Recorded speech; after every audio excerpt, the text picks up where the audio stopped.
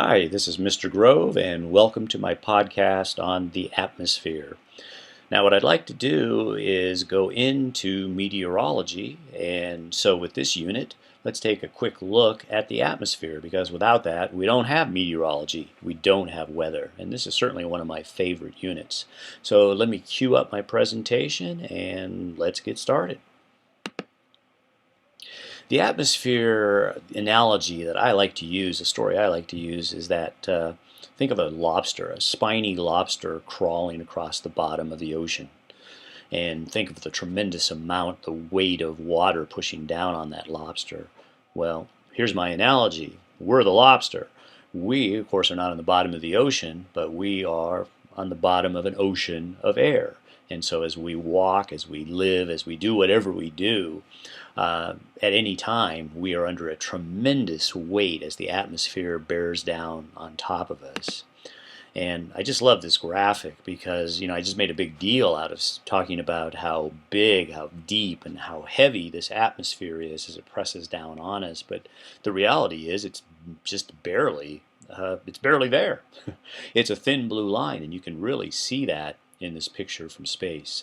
So the atmosphere is precious as it is, because I don't know about you, but I do want to take my next breath, is really a very, very thin blue line.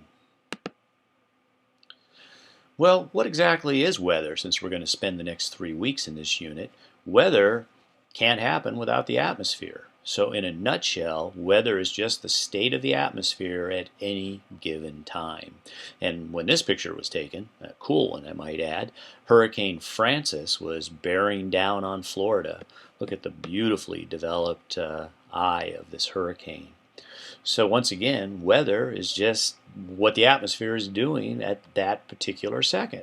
So a question always comes up. Okay, well, I understand that weather is the atmosphere at any given time, and maybe in that given time it might be raining, or that given time it might be bright and sunny, or the wind might be howling. But what exactly then is climate? So this graphic shows climate versus weather. And in this graphic we see surface air temperature increase from 1960 to a projected year 2060, with the idea, I believe, that the Earth is going to be heating up over that time. And so I like this because it kind of does let you know what climate is. Climate is change in the weather over a long period of time. And this is a long period of time from 1960 to the year 2060. Whereas weather is what the atmosphere is doing at any given second. So once again, climate, change of weather over a large period of time. Well, we live under an ocean of air, but really what is the air?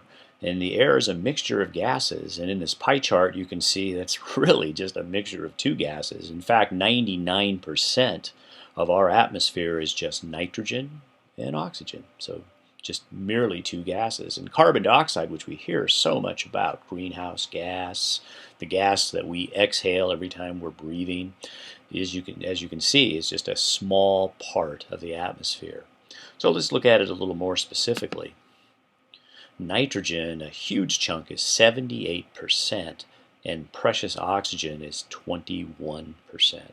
Carbon dioxide doesn't even top out at 1%.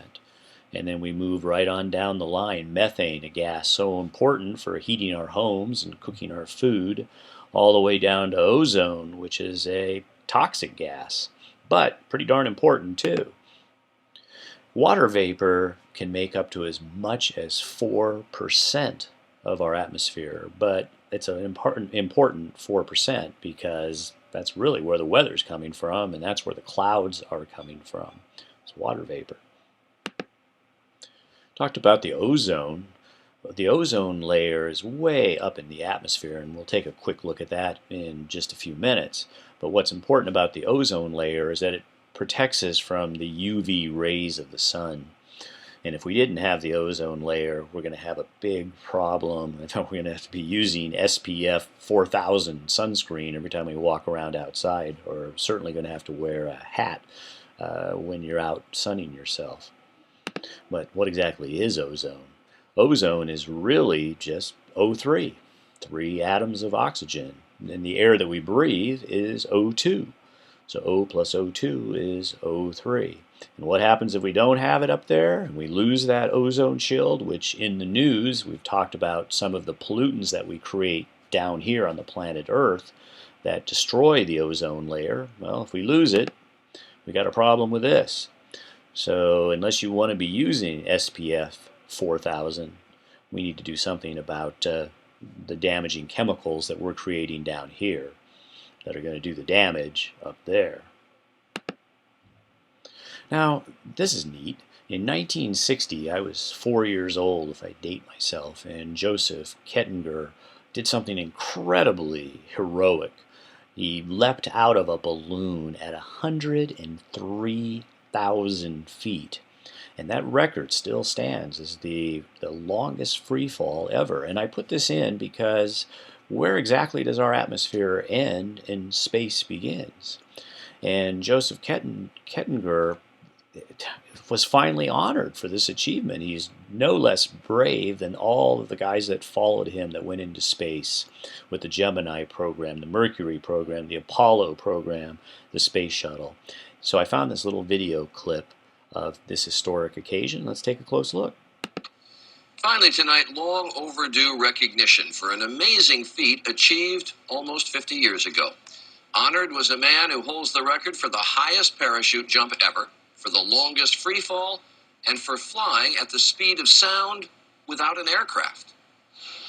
In Washington today, the most daring space pioneer you never heard of was finally honored at the Smithsonian Air and Space Museum.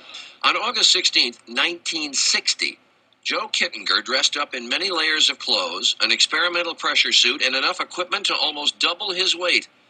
And then he got into the open gondola of a balloon and ascended from the New Mexico desert, up, and up for an hour and a half, 102,800 feet in the air. And then he jumped. As the saying goes, watch that first step. It's a doozy. I said a prayer. I said, Lord, take care of me now. And I jumped out.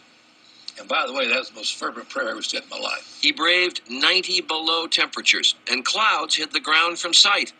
Not that it mattered much. I knew that the planet Earth was right beneath me. Kittinger was out to prove that astronauts and pilots could safely parachute from the edge of space. He said it was all work, all the way down. I was a very busy guy. Never any time for any poetic thoughts. Never any poetic time to enjoy the beauty of free falling. I was there as a test pilot. Kittinger was back on the ground less than 14 minutes after stepping out of that gondola. And that first step, it was a doozy, all right. And Kittinger later volunteered for 3 combat tours in Vietnam, was shot down in 1972, and spent almost a year as a POW in the Hanoi Hilton with John McCain. Wow. So where did he jump from? Almost 103,000 feet.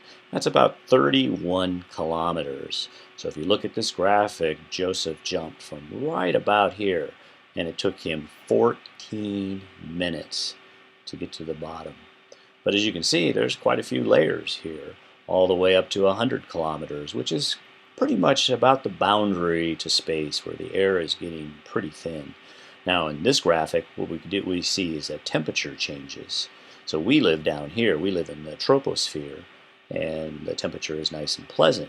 As we ascend all the way up the troposphere, temperature plummets to minus 60. And then we move on up, and here's the ozone layer right here. And in this area up in here, we're in the stratosphere. So Joseph jumped from the stratosphere, again, right about here. And you can see the temperature increases. In fact, that's how we differentiate these layers. It's basically by temperature. So you can see temperature drop, gets pretty stable right in here. And in the stratosphere, the temperature climbs. As we get into mesosphere, the temperature plummets. And then we enter the thermosphere, and then we enter into deep space. Well, what also happens as we go up high? What happens is the pressure drops. We're living down here at the bottom of the troposphere, and pressure is at its maximum. But as we climb, you can see what's happening. Look over here on the y-axis. As we go up in kilometers, the x-axis shows us that the pressure drops. So here's Mount Everest, basically the tallest point on the planet.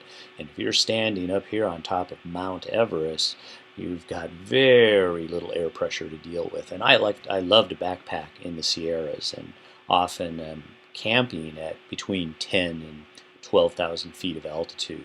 And it's really tough to do things. I mean, just cooking dinner or pumping water to purify water for my canteen water bottle is tough work.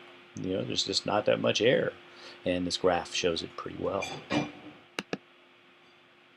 Well, that's our webcast on the atmosphere, and I'm looking forward to really getting into weather. So this is Mr. Grove signing off. Until next time, goodbye.